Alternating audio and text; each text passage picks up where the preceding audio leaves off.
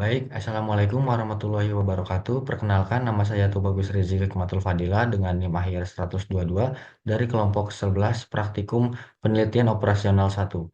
Baik, di sini saya akan menjelaskan tentang tugas mingguan Praktikum Operasional 1, Penelitian Operasional 1. Langsung saja kita ke soalnya. Oke, di sini soalnya itu suatu perusahaan PT XYZ yang bergerak di bidang otomotif. Perusahaan tersebut saat ini sedang memiliki permasalahan dan pendistribusian barang hasil produksinya berupa roda tipe 428.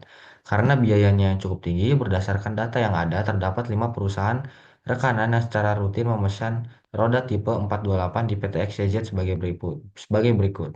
Yang pertama ada Astra Auto Parts atau AOP, yaitu 65.459 unit, Honda Genio Part atau HGP 234.609 unit, Kawasaki Genio Part atau KGP 300 unit, Suzuki Genio Part atau SGP 11.659 unit, Yamaha Genio Part atau YGP yaitu sebesar 59.759 unit. Kemudian PT XYZ memiliki dua warehouse utama untuk menyimpan hasil produksinya sebelum dikirimkan ke customer. Berikut ini merupakan data berupa rata-rata kapasitas warehouse PT XYZ. Warehouse Cilengsi yaitu kapasitasnya 223.618 unit, Warehouse Pulau Gadung 148.168 unit, Warehouse DC Cakung 178.214 unit. Berikut ini merupakan data berupa biaya yang diperlukan dalam satuan rupiah untuk mengirimkan roda tersebut. Jadi sini ada tabelnya, itu biayanya ya. Lalu bantu perusahaan tersebut untuk mencari solusi optimal dengan menggunakan pendekatan masalah transportasi menggunakan software Microsoft Excel, POM-QM, dan RStudio. Oke, di sini kita sudah di Microsoft Excel dan sebelumnya saya sudah membuat tabelnya ya sudah saya masukkan di sini, yaitu ada warehouse-nya yaitu Cilengsi, Pulau Gadung, dan DC Cakung, lalu ada pesanan atau demand-nya, lalu ada pemesannya yaitu AOP dan lainnya, juga ada kapasitas per unit atau supply-nya ya. Nah, di sini yang pertama itu kita cari apakah supply sama dengan jumlah supply sama dengan jumlah demand gitu ya. Di sini kita masukkan dengan rumus saja yaitu dengan menggunakan rumus if ya, yaitu if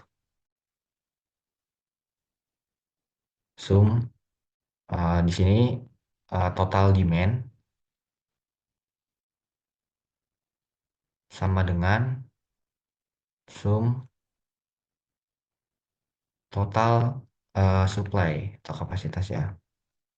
Nah, oke, di sini yaitu value-nya jika if true, jika benar maka akan menampilkan oke, dan false-nya jika tidak benar maka akan menampilkan tambah dummy.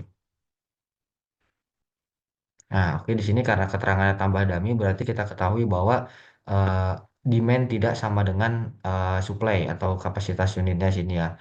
Nah, di sini kita cari dulu nih total supply-nya berapa. Di sini untuk total supply-nya kita jumlahin aja semuanya dengan rumus sum. Oke. Nah, di sini kita ketahui bahwa total supply-nya yaitu 550.000. Lalu kita cari total demand-nya dengan rumus yang sama yaitu sum dari sini sampai sini. Oke. Nah, di sini total demand-nya yaitu 371.786. Nah, di sini dapat kita lihat bahwa supply-nya ini lebih besar daripada demand. Yang artinya kita akan menambahkan variabel dummy di tabel kedua nanti. Nah, untuk itu di variabel dummy itu di sini karena yang kurangnya itu demand ya, maka kita tambahkan variabel dummy di demand-nya gitu ya. Dan untuk mengetahuinya yaitu dengan cara si total supply dikurangi dengan total demand ya. Caranya sama, tinggal masukkan rumus. Lalu sini total supply dikurang dengan total demand. Oke, di sini kita dapatkan hasilnya untuk tambahan daminya yang diperlukan yaitu 178.214. Oke, di sini kita langsung tabel kedua. Datanya masih sama, di sini ada data-data biayanya. Untuk dami itu biayanya nol ya, karena ini hanya variabel tambahan aja. Dan di sini untuk eh, daminya, demand daminya yaitu 178.214. Oke. Nah, karena kita sudah tambahkan di sini kita bisa mencari lagi nih apakah dia masih perlu tambah dummy atau sudah oke gitu. Sudah sama dengan atau belum. Dengan rumus yang sama yaitu if sum total demand di sini juga demand dummy-nya juga kita tambahkan sama dengan sum eh, total supply-nya. Oke. Lalu di sini value-nya jika sama dengan berarti oke true-nya, dan untuk false-nya itu eh, tambah dummy.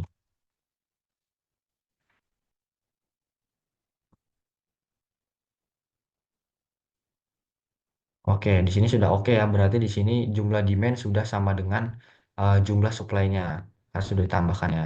Nah, selanjutnya di sini kita cari biaya minimumnya nih. Nah, caranya yang pertama ini di tabel kosong ini kita buat rumusnya dulu untuk di bagian demand-nya dulu nih. Rumusnya itu tinggal kita total saja untuk tabel yang kosong di atasnya ya, atau secara vertikal. Oke, dari sini sampai ke bawahnya. Oke, kalau udah di sini akan muncul hasil angka 0 karena tabel di atasnya masih kosong ya. Lalu ke sampingnya juga sama, sampai di bagian demand dummy sini.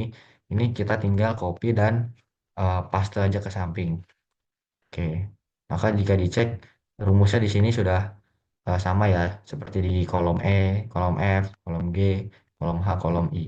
Nah, selanjutnya di bagian supply juga sama, cuman di sini kita menjumlahkannya secara horizontal atau ke samping dari warehouse Cilengsi sini sampai ke bagian yang dummy sini. Rumusnya masih sama, kita gunakan sama aja seperti biasa. Lalu dari sini kita tarik ke samping sampai bagian dummy. Oke, kalau udah di sini tinggal kita copy lagi aja dan sampai ke bagian bawah yaitu di DC cakung. Oke, di sini hasilnya sudah ada. Nah, selanjutnya untuk biaya minimum, di sini kita menggunakan rumus sum product. Sum product di sini.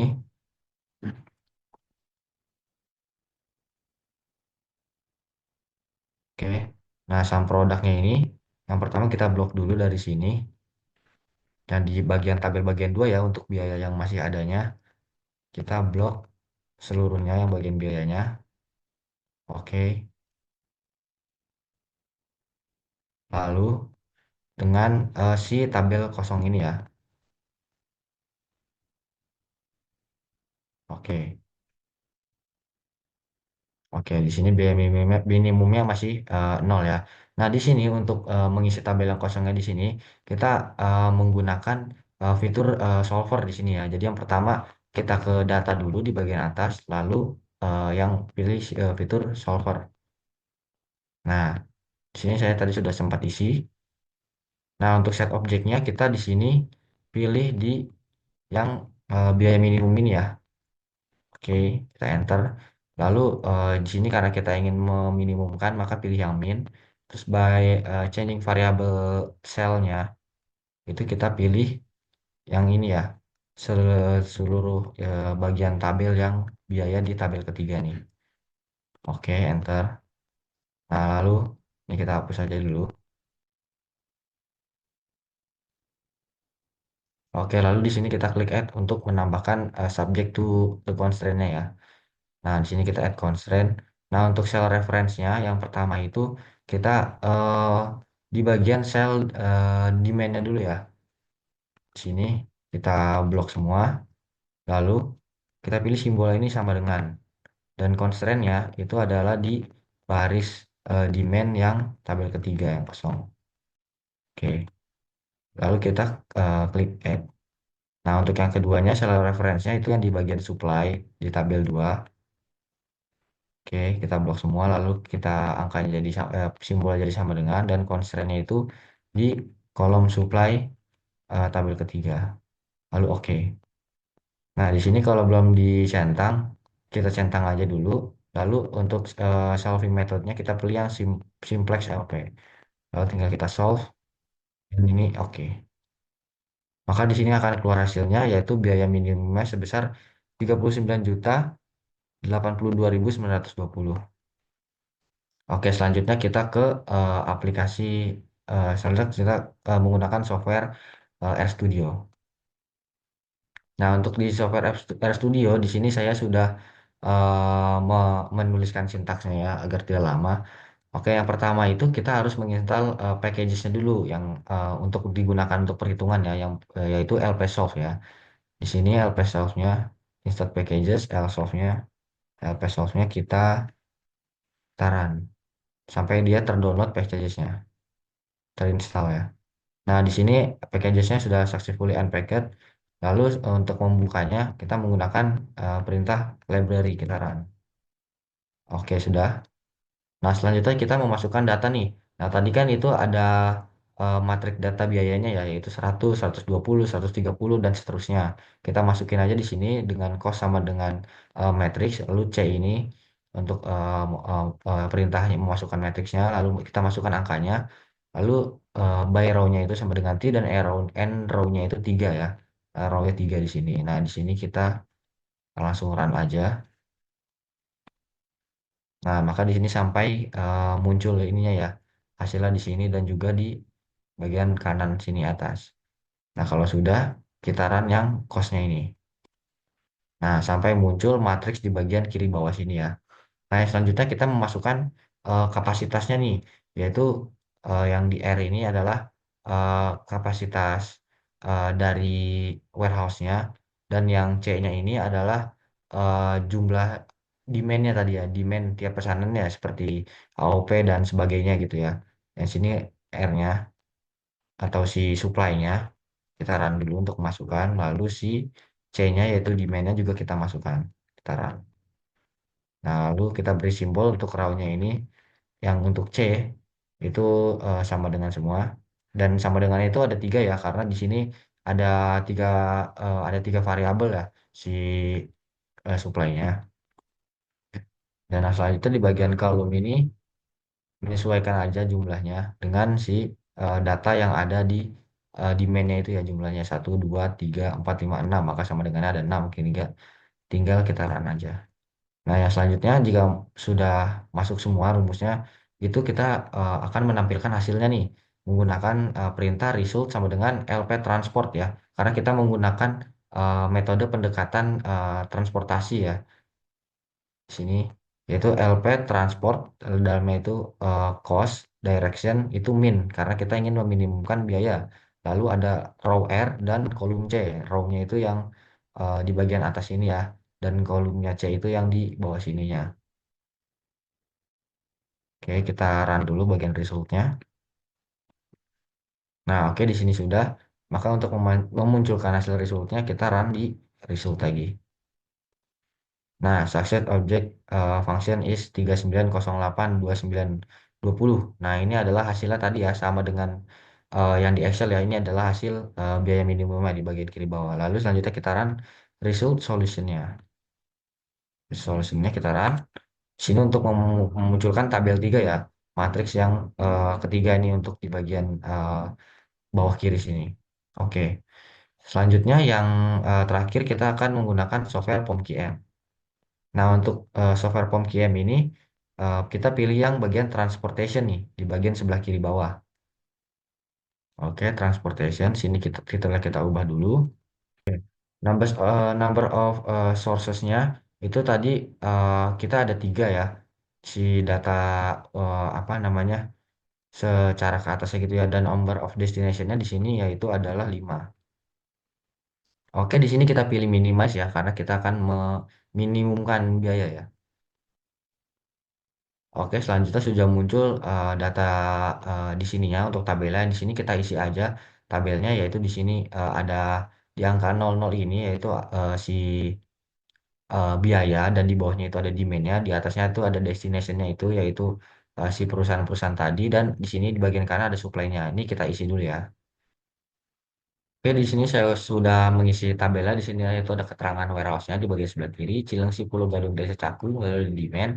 Nah, di sini ada perusahaannya itu AOP dan juga biayanya nih di tiap warehouse yaitu 100, 120, 80 dengan demand.